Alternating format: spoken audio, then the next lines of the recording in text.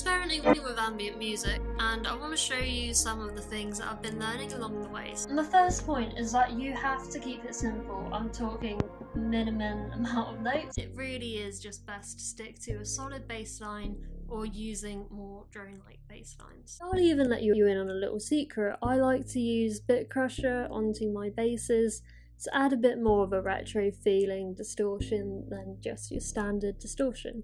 And there are other places where this whole rule of simplicity also works, such as if you want an ambient drone-like loop, and I'll show you now what I did with the guitars. And the guitars is just one or two notes repeated over and over again and looped, and it's got this tape delay on it, which is acting as an LFO, which is shaping it as well as adding a more drone-like feel to it. I feel that it works really well. It really sets up the atmosphere. I used Analog Lab for the evolving synth simply because I feel like Analog Lab is a godsend for any of this kind of stuff because you've got a whole range of iconic synths on it. And then again, look at the Midi for this. We are using minimal notes and keeping it simple. One trick that I like to use is using a ring shifter effect to help spread it along the stereo field, and also as I feel like I really like the tonality sound that it gives it. I also have a simple 808 pattern following the bass, simply just to highlight it and help accentuate it a bit, helping it to cut through the mix. And you want to keep it simple for the lead too.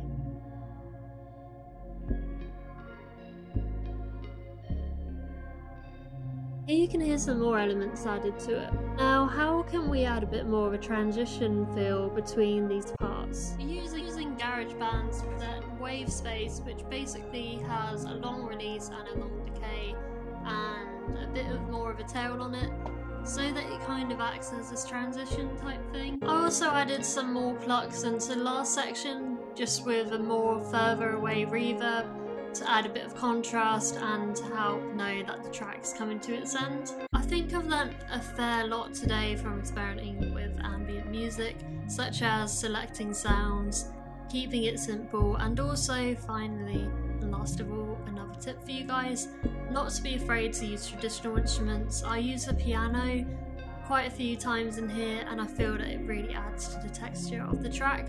I'm going to keep on experimenting with atmospheric music, so hopefully follow me and you can stick around to see more of that.